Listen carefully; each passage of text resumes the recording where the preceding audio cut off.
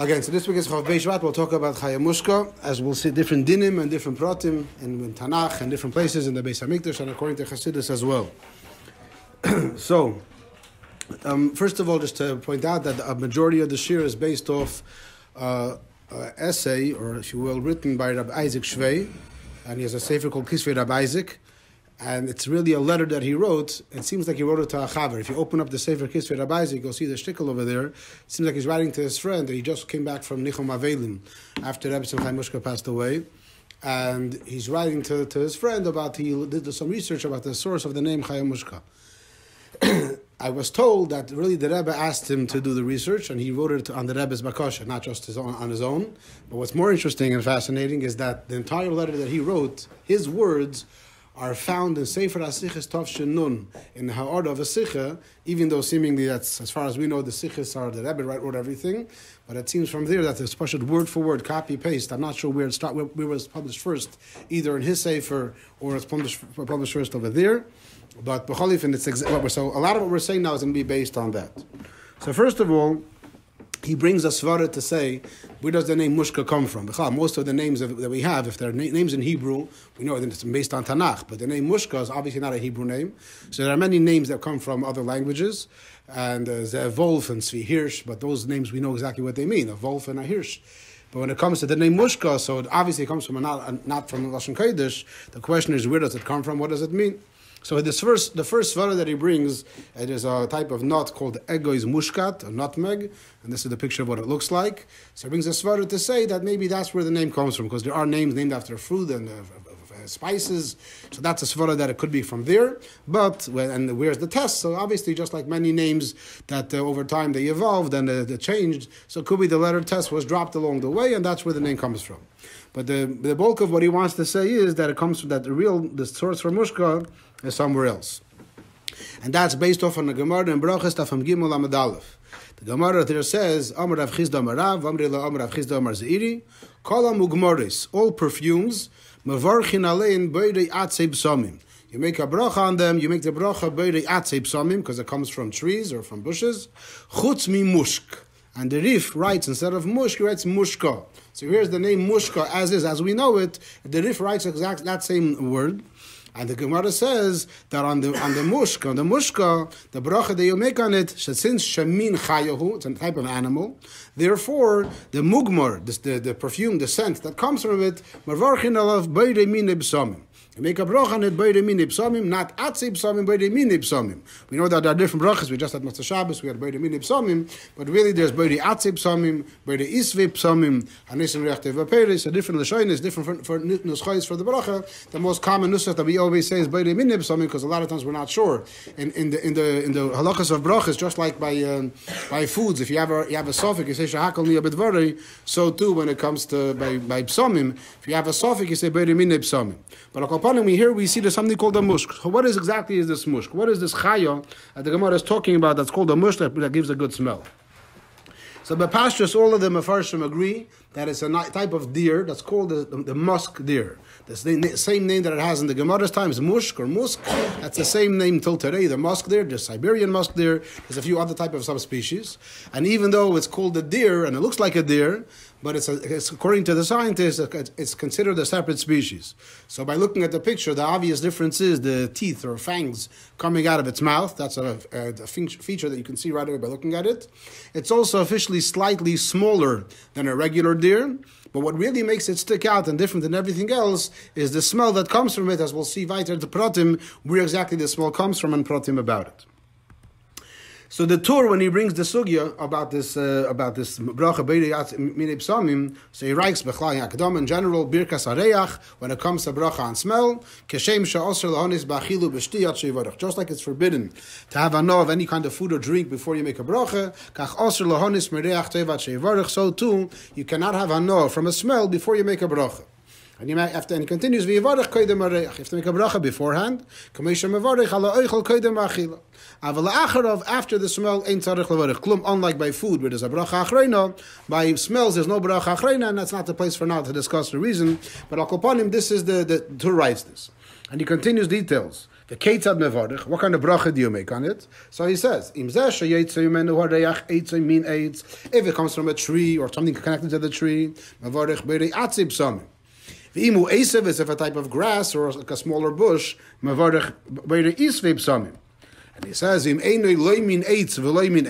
it's not from a tree, not from a bush, like the smoir shehu min chaya, in that case, mevarich beire mine b'samim. Then you make the bracha of beire mine b'samim, which was based on the Gemara. And then the Torah continues. The Torah writes, Hoyil va'asa liyodon neima bei milsa. Since we just spoke about this moir, let's talk about it and add some more details, which is an interesting thing, because the Torah, his main thing is to talk about halacha, and now in this siman, he's talking about the halachas of brachas of the smell. But he has the opportunity, now that we're talking about it anyway, let's talk about more details about this moir. So he says, Yesh Oimrim Shu Zeyas Chaya. There are some that say that it's the sweat of a certain animal. So when humans sweat, obviously sweat does not smell good at all, but every animal has a different type of sweat. So some people say that the moir is some kind of animal which when it sweats, it has a good smell, and then you somehow collect that sweat and turn it into a scent, and that's what make the Baruch HaBeiri Midipsami. Says the Torah, I don't think so. To me, the pshat is as follows: Shechaya yeduahi, it's a known animal. V'yeshlo kemin chatoitris b'tzavora, has like these chatoitris, like these little how do you say chatoitris, like a hump or a bump, these little bumps in its neck. Umiskabit shom tchila kemin dam, and first in that little thing, there's a blood collects over there. And then it dries up. And from that chatoitris, from that, in the picture you see what it looks like, that little ball which is on the bottom of the deer. So that first it gets filled with blood in the lifetime of the deer, and then that blood dries up, and then from that, after it dries up, they harvest it, and that's what they make the moir into. That's where the moir comes, not from the sweat, but from these what's called pods on the musk deer's body. Well, we'll talk more pratim about that afterwards. So the main discussion is regarding the smell of it. However, what about eating it? So a lot of times when something smells good, you want to eat it. Often something smells good and it does not taste good. So regarding eating it, so he brings the harameh, one of the Rishonim, he said you're not allowed to eat it. Why? Because it was blood before. So even though now it dried up, but since it was blood, so it retains the isser of blood, and even though it might be a kosher animal, as we'll see later, nevertheless it's usher to eat. I have a svara that you're allowed to eat the musk as well. I mean, not some of the musk pods. This picture of the pod is permitted to eat. Why? The pirsha ba'almahu, it's just perish. And perish, something which is basically was garbage and disgusting, there's no problem to eat it. And he says, even though it started off as blood, and blood is asur, the basar hashtaz lina. Rabbi Yonah says, I don't care where it comes from, I care how it is now. Right now, is it edible? No. Right now, it's perish. So if so, it doesn't have a din of blood. So it's a machlekes, the Ramen Rabbi Yonah. The Rabbi Yonah continues, that it's mutter. So he brings a very interesting concept. He says, dvash, if a piece of something not kosher falls into blood, to dvash, to honey, and then the dvar isur, let's say it's a fly or something, dissolves into the honey, and he continues, the way of honey is that if something falls into honey, it turns into honey. Over time, it so to speak deteriorates, and the pasha dissolves and turns into honey mamish. And the halacha, says Rabbeinu Yonah, is dainina leikmei dvash. Even though it started off as a fly, which is not kosher, now that it dissolved and turned into dvash, we go by the way it is now. Says Rabbeinu Yonah, hachanami, afal bishat chilosa hayadam, basar hashtaz linon. Even though it started off as blood, we look at it the way it is now. Now it's perish, so now it's mutter. This is the raya of Rabbeinu Yonah to say that the musk blood is or scent is permitted. However, the Torah continues, the Rosh writes, the Torah is writing this, so he's writing, my father, the Rosh writes about Rabbeinu Yonah,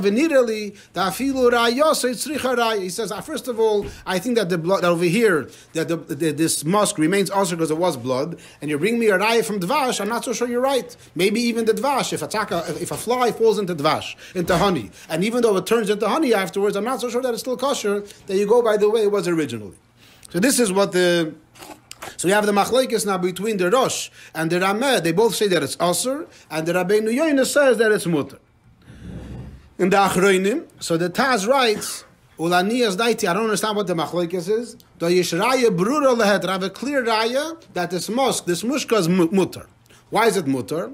Because he brings a raya from what the Rosh himself writes, b'sefer kol habasar b'chol of treifa b'me'eik sheda, which means if you have a baby calf that is nursing from its mother cow, but the mother cow is treif, meaning the mother cow is going to die within 12 months and has some kind of illness or some kind of makkah. So the milk coming from the mother cow is not kosher. A cow that went through a procedure. So we spoke about this in other shiurim about the DA cows, inkan mekayim. But a cow that's going to die, its milk is not kosher. However, if the baby calf is nursing from the mother cow, the cost of Rabbeinu Tam, then now if I take the baby calf and I shecht it, and I opened up its stomach, and I find the milk that it drank from its mother. Says Rabbeinu Tam, the imu korush havike pirusha ba'alma. If the milk that's now in the baby's stomach is now solid, is now congealed, it's considered perish. So says the Taz, just like over there, we know this milk started off from the not kosher cow. And now, since it's kosher, since it's perish, it's mutter, says the Taz, im ken hachinami. So too in this case, kevan shenikrash ala behema, since this blood on the mushka already became kosher, became pirsha, while it was on the musk deer's body, the mali toicha behema el gabema. Who cares if it became pirsha inside the baby calf's stomach or on the body of the deer? So the Taz by him, it's clear, like the Rabbeinu Yoino, that the musk is mutter ba'achila. The Mogen Avram says just the opposite. He says, "La'nias daid it tzarachil." The Amrin mebcheres davav. The Gemara says over there, the chol of chiddush b'chlal wa'aytachin milk is mutter. So he says that really it's a chiddush that milk is kosher. Came on the dam nechar v'nasachol. When you buy milk, you're buying a liquid from the cow. Where does the cow have milk from? The cow doesn't drink milk. The cow is eating food, and the food that the cow eats is processed and turns into blood of the cow, and then that blood turns into the milk.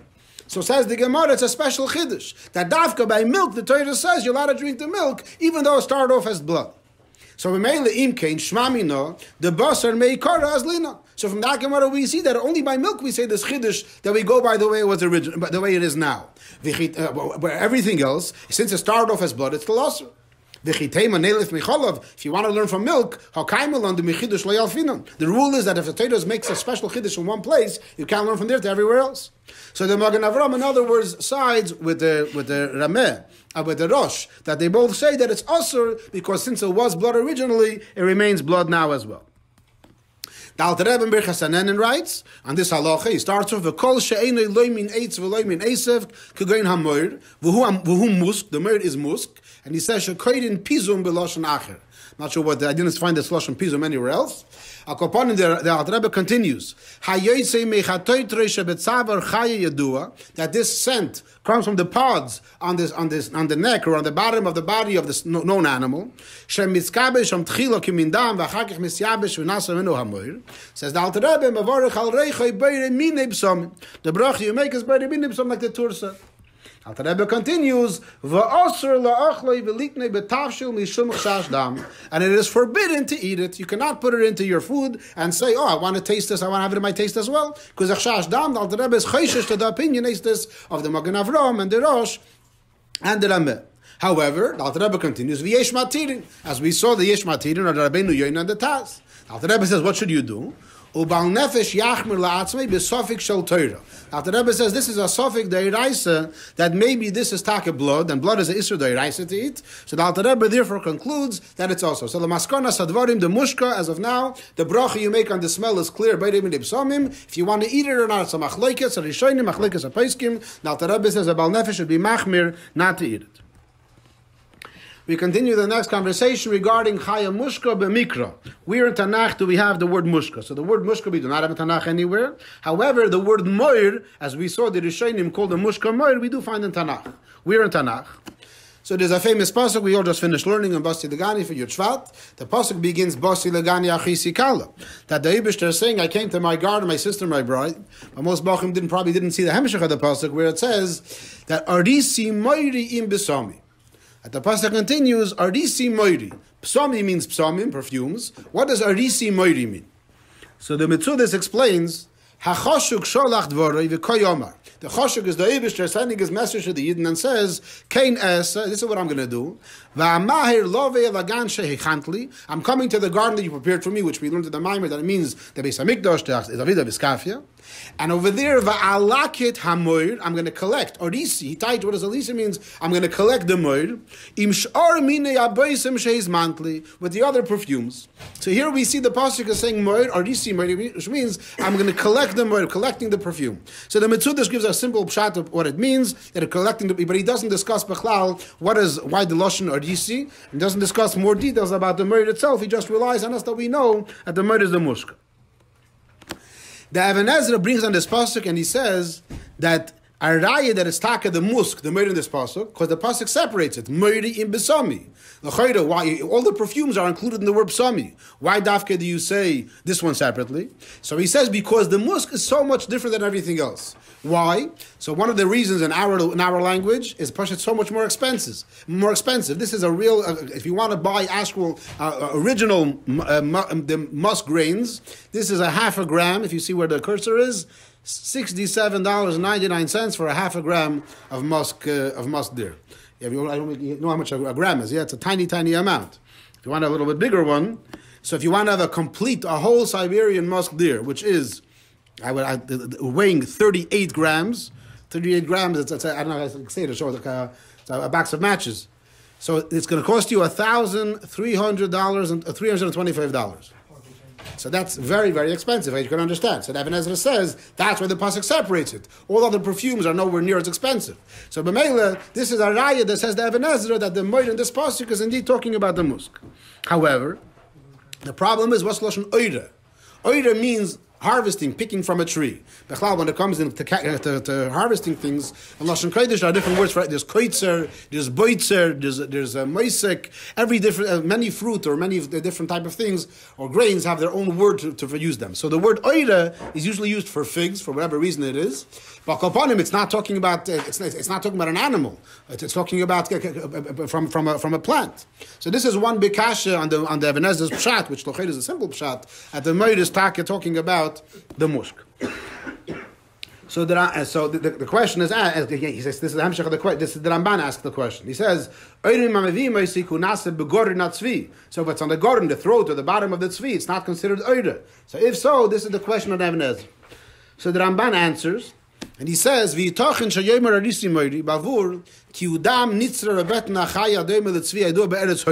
this is where it's found. In India, in those countries, that's where they found this, the musk deer. So it says the Ramban, when the musk deer walks between bushes, when it's too hot, then it rubs the pod against the branches. V'adam, or whatever this blood or whatever this liquid is inside the pod, it ends up being remaining on the branches. And then people go and they collect it from the trees. So it says the Ramban, this could be an answer to the question we asked. How can you call it meiri? How are you saying ordisi, harvesting from a tree, if it's really on the animal's body? So this is the answer, because they get it sometimes from the branches where the animal walked by. So this could be an answer why it's called ordisi meiri. Another place where we find the word moir is in Shmois. Now the parshas we're starting now, so coming up this is Mishpatim, but soon Trumat Tetzava will have all the Beis HaMikdash and all the stuff. So in Parshas Kisisa, when it talks about the Shem and Amishcha, over there it says, Hashem tells Moshe Rabbeinu, Kach lecha b'samim roish, you should take perfumes, and the first one of them is Mor Deroir.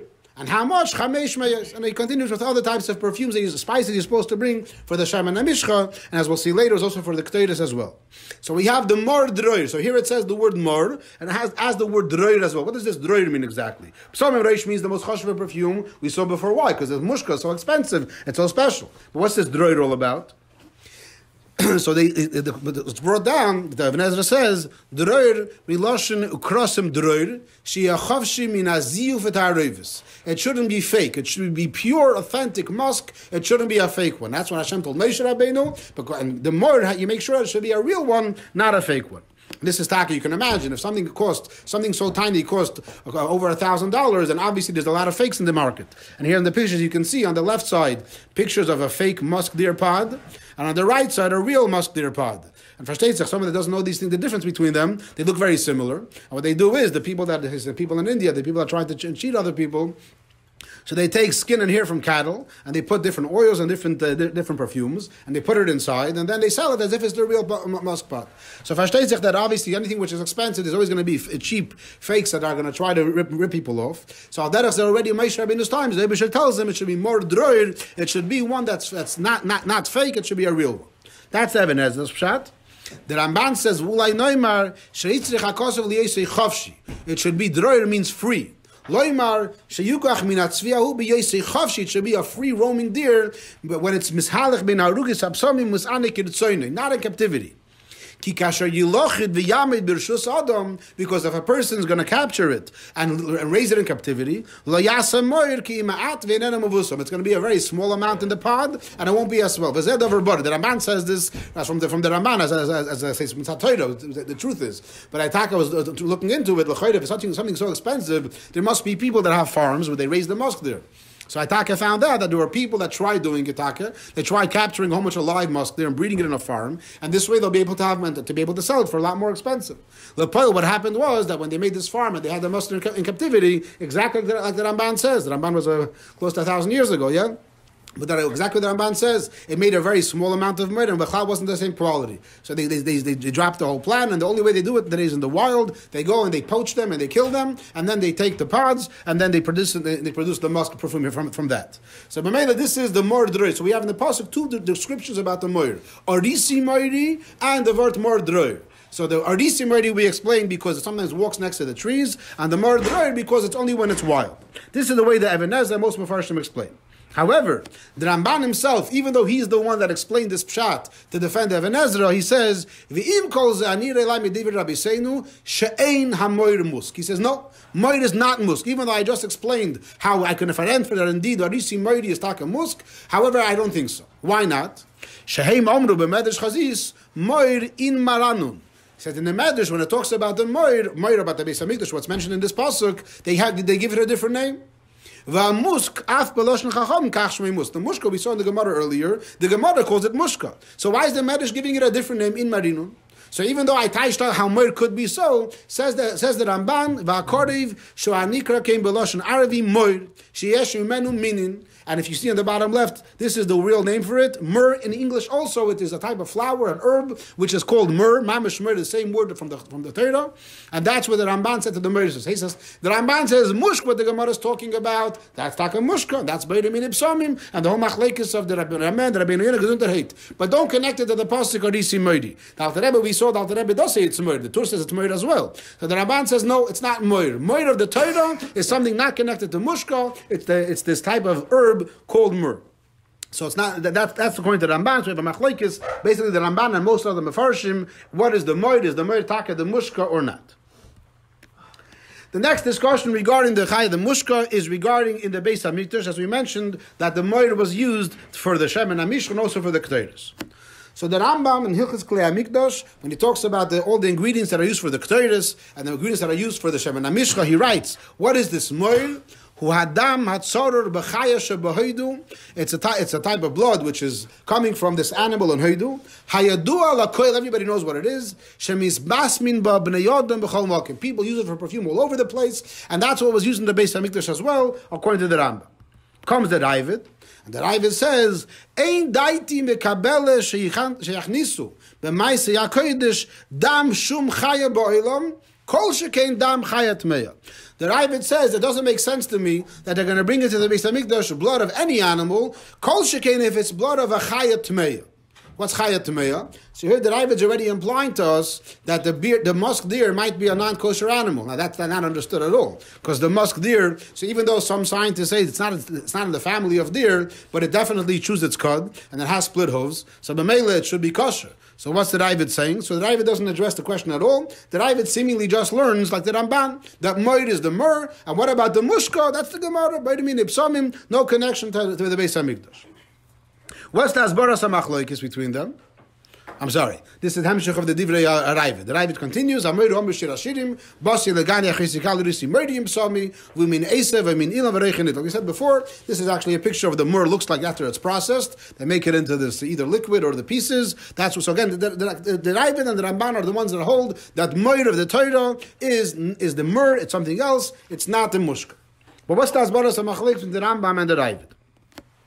So the first way of explaining it is that the Rambam holds that even though it was blood originally, now it's already pirsha. You can see the way it looks now. This is after it's being processed. It really doesn't look like blood or anything close to blood. And Fashteitzach in such a thing, it loses, like we said before, the Svar is to say that the musk after it's processed in the mushkas in the body of the deer, it's not treif anymore. It's not considered blood anymore.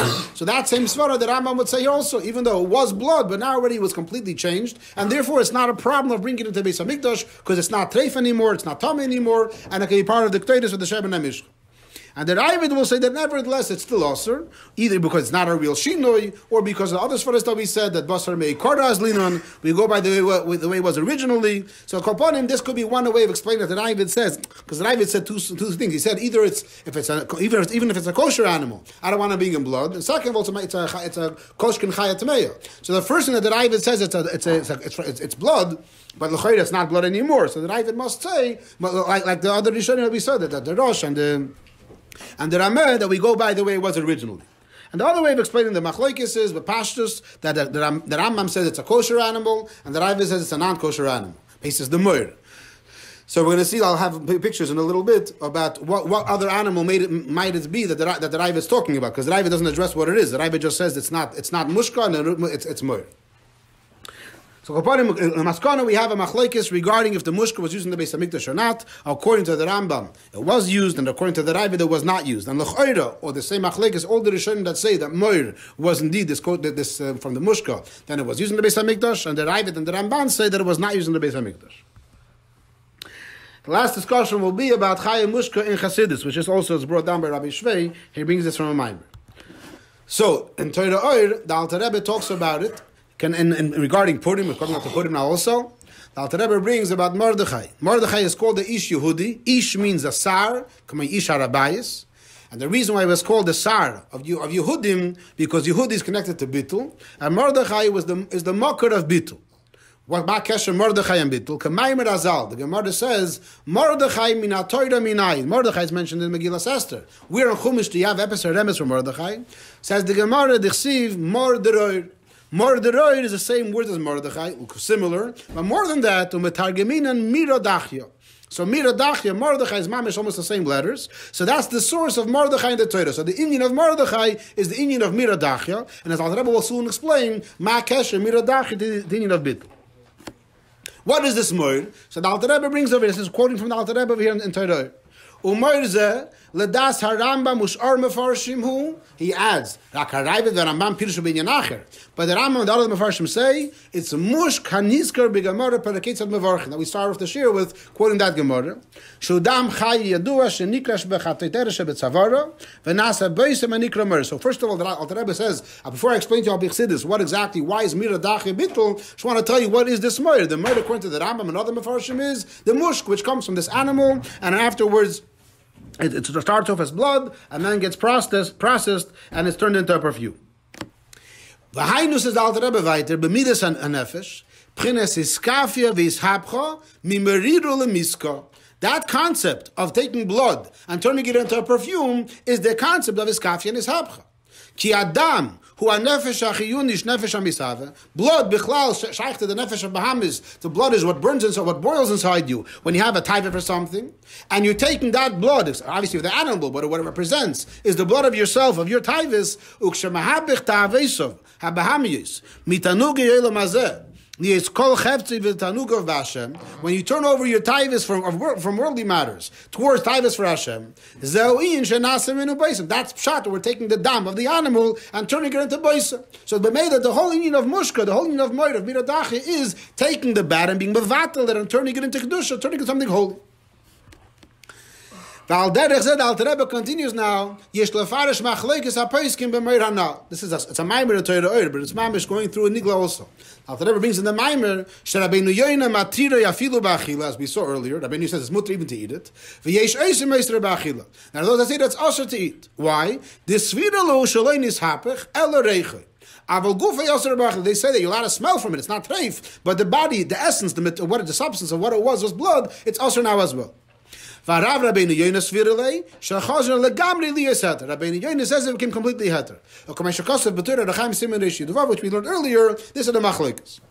The Rebbe now continues. What's the machlekes al bichsidis? If you're allowed to eat it or not, it's obvious that it's not as bad because you're allowed to smell from it. It's not treif mamish. So we made it just something that could be used in some kind of way. So what's the machlekes?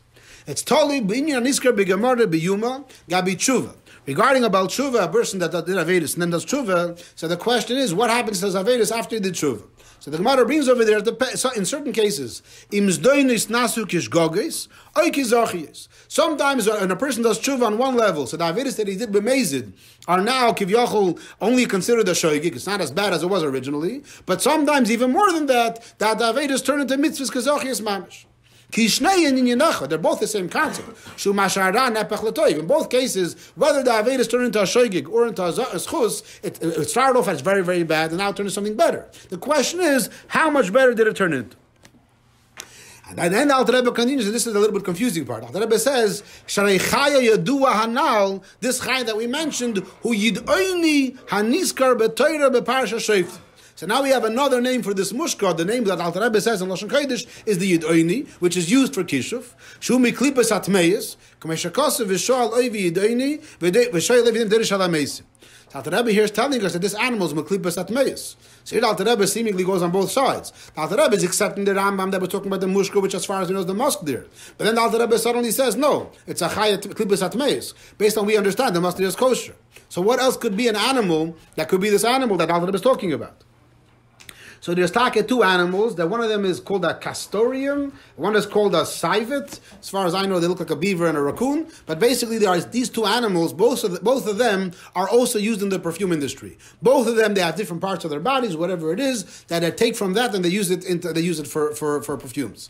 So it might be that the Rebbe is referring to these two animals, or one of these two animals that are used in the perfume industry, and that would be, and according to that would be the mushka of the Gemara as well. The mushka is not as far as the pashtus, it's the musk deer, but it maybe makes it one of these two animals. The problem is that the Alter Rebbe started off that the moedes has the chatoitis, these pods, and these two animals, even though they use their blood or something, I forget exactly what it is, they use it for smells. But as far as I know, there's no blood, there's no pods over here. I have to do more research into it maybe to see what it is. But Al Kopanim, the Alter Rebbe brings the svara that the Alter Rebbe says it's a non-kosher animal. So that's a very big shayla, and that's back we learned earlier, and we remember the Birchas Hanedim we started off with that Alter Rebbe brings over there that it's a suffix d'oraisa. Why is it a suffix d'oraisa? We said because it was blood. So if it's a non-kosher animal, it's more geshmak. If it's a non-kosher animal, it's a suffix d'oraisa. It's mamish a non-kosher animal. If it's blood, even though blood's also issued d'oraisa, but now that the blood changed, Kopanim over there could learn both ways. The Alter Rebbe continues and he says, "V'lochin." When we say that the shita that says that you're allowed to eat it even means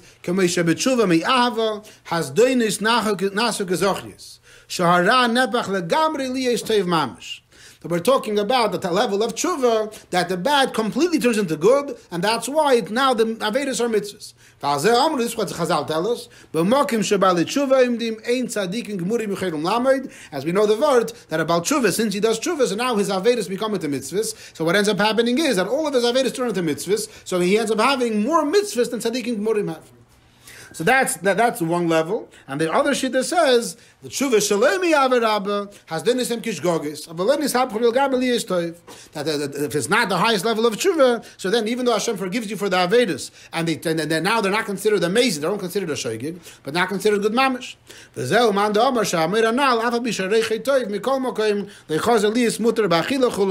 the reason of the other Amad Omer that says that even though it's that now that you're allowed to make the bracha on it, but it's not mutar b'achilus. So the maskor machlokes, what level is the moir? According to Chassidus, is the moir on a level that is tshuva, the highest level of tshuva, at the avedus mamish turn into mitzvahs, or it's a lower level of iskafti of tshuva where the moir only turns into shgogis, but not as strong as it was before.